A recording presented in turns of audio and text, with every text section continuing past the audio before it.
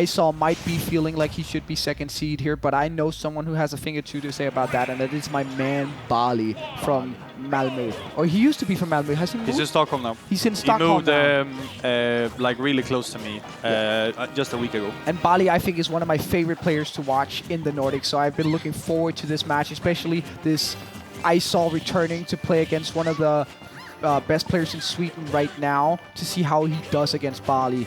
And also just top tier level, like top tier character gameplay. You love to see it.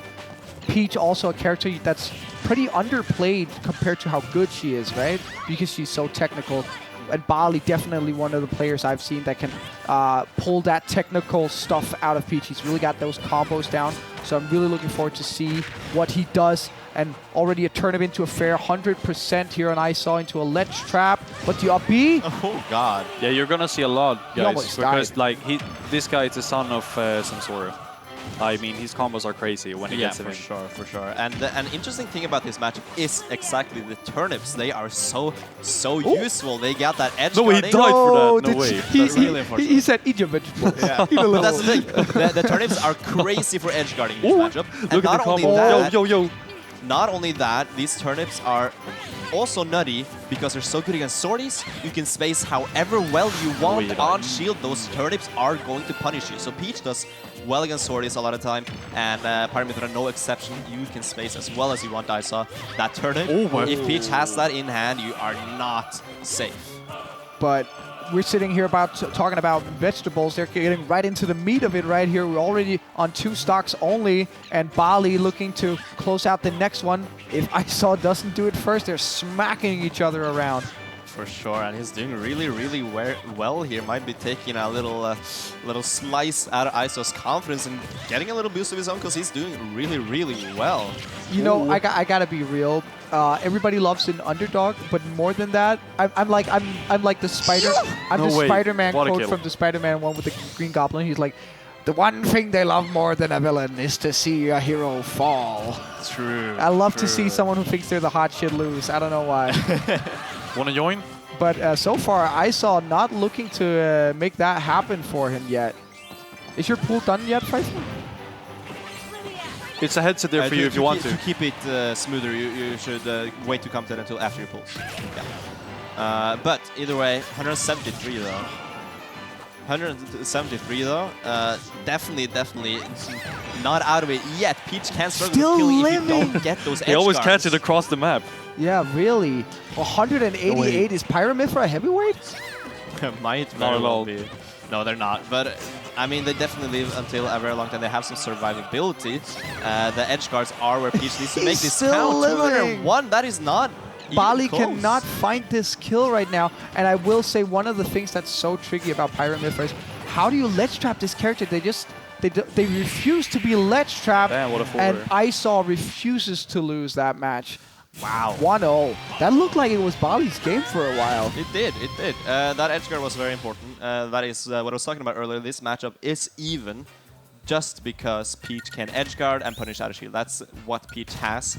We didn't see that come much into play. It was in the beginning that edge guarding did come into play, but eventually it really didn't matter at all, right? Because IzAw was just kind of getting the kills where Baali couldn't.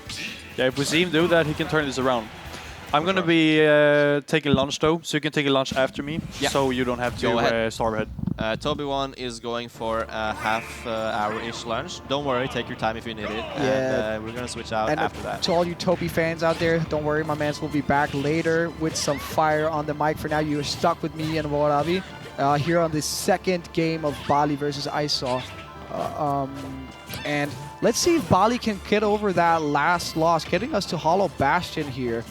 Yeah, it's really that kill power that really matters. Yeah, right? I feel like if you could have just closed out that stock, you could have definitely taken that second game, because Peach, she might struggle sometimes with killing, but getting that percentage where she can kill you, she definitely does not struggle with.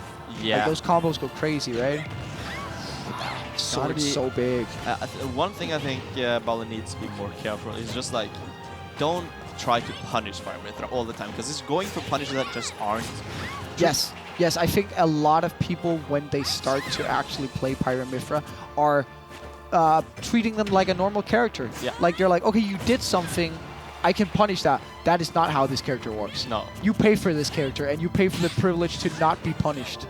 If Peach lands on you, you can punish that sometimes. Sometimes. But it's Mythra very. You have to actively work to make some of Pyra Mythra stuff punishable. Yeah. And it's not even all characters who can do it. Like with Bowser, for an example, you have to make them like misspace their moves. And even then it's tight, right? For sure. And the up B, IzAw really putting it to full effect. And you see, I think IzAw is one of those people with Pyra Mythra who uses their special moves more than anyone else. Especially with Pyra. Yeah, that kill part of Pyra is just like dumb, right? Yeah, it goes a little crazy, I'm not gonna lie. Yeah, it's a little too crazy. And the combo game and the juggling of Mythra certainly goes crazy as well. 52 just from keeping Baali above him. And once again, Baali just struggling to find this kill here. Yeah, and that kill part might be crazy. And Peach is looking a little too sane right now. These kills are not at all they're not coming before like at least 120 and rarely even then. It's like we saw IzAw living to 200% earlier. I will definitely also say IzAw definitely knows how to recover with this character. Oh, for sure, yeah. And that makes it difficult. A lot of people will spread a bit of propaganda about Aegis and the weakness is the recovery, and it definitely is their weakness, but that doesn't mean it's a bad recovery. It's not good. It's subpar. But there's definitely things you can do with it, and that doesn't mean it's easy to edge guard if you don't know exactly what you're doing. Yeah. And just barely living that nair, that's so tragic for Baali. He was on the edge of the screen right there, and that's going to be a lot more percentage, and maybe even a kill from the jab at 111. What are you talking about? I'm telling you right now, Bowser jab did not kill there. Going a little too crazy here. All right, 155. The backer finally taking it. The edge guarding is where he needs to make this count, but like we said earlier, the recovery isn't as bad as it might seem, because that air speed, that air drift that Pyra has, and those mix-ups with the side B. And the down B as well, like you got an air dodge, right? That you can use as many times as you want. Oh, barely missing the kill confirmed there. That could have been tragic for Baali. But not out of this game yet, and if he can just get something started, he might just be able to claw his way back, but catches the jump with the forward air. 2-0. 2-0 looking really, really rough for Baali here. Yeah, and it feels like IzAw just needed like 2 minutes to adjust and figure out what he needed to do. And then he melded that into his regular game plan. Yeah. And since then, it's been easy breezy. Showing some crazy adaptation right there. I'm not quite sure what he is, what he has figured out, but I do want to say Baali needs to slow it down a little. Yeah, I think so too, and I think he, I don't know. I'm not gonna speak too much on how I think he should perform differently. I'm full confident that he has more up his sleeve in this game 3. He's not gonna go out without a fight. So let's see what he can make happen here. When that's also one of the things about Aegis, right? Even when you think you're out of the disadvantage state or the combo is done, another hit just comes in the flash of a second. It can go away so fast and misses the confirm there. That was a kill. That was an early kill right there, right into the forward air. I'm pretty sure that was death. Yeah, and you need to make those kills count where they are available to you, right? Absolutely, especially with a character like Pyra Mythra, because like we talked about, you give them an inch, they take a mile. Double footstool! Goddamn! We're doing some shenanigans. Yeah, genuinely, like it didn't even amount to anything, it was just like, look at this. And the crazy thing about this here is the chance of Baali dying first, even though he's at 70, is bigger. And you're saying something there. Yeah, a little bit of matchup inexperience from Baali showing they're not knowing how to deal with that neutral B.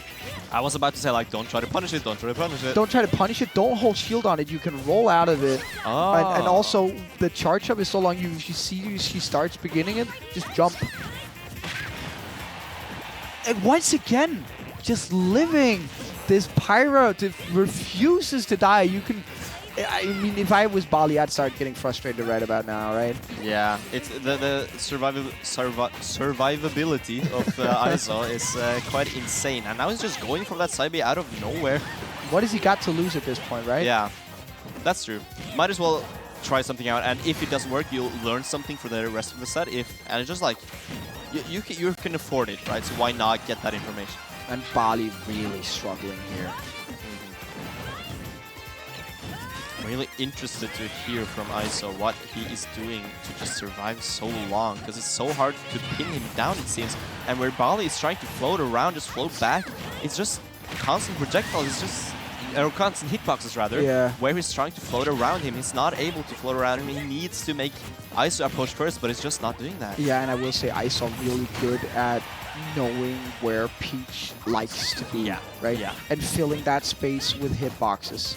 So it's really hard for Baali to actually utilize that great movement of Peach in the air, because it's constantly filled with hitboxes that are stuffing him out. And also, I will say, I think IzAw, one of the most shameless people I've seen when it comes to gameplay. Like, he'll do like 4 side Bs in a row and be like, it's optimal. Or just deal with it. Yeah, like, it works. Yeah. And it's like, because most players will be like, okay, I did 3 side Bs, it didn't hit, I'm going to do something else now. IzAw will straight up just be like, yeah, I'll do another one. It's a good move. Yeah. It's just like, if he's forcing you to deal with it, and if you're not dealing with it, why mix it Big up? Saw go brrrr. Yeah. Oh, wow. And IzAw really running away with it right here. This is looking so rough for Baali, and you can tell he's not playing his usual self. He is definitely flustered, I think. And understandable, this is such a huge deficit to surmount, and he's not really getting any of the things he wants to get, and every time he messes up, it's such a big consequence. And you can see another thing drop there, but no punish. Tries to go for the Twitter clip just because, but I mean... I respect it. I definitely respect it at this point. What else are you doing? So, I mean, IzAw definitely saw something Baali don't see, so I mean... He sees all. Yeah, he definitely...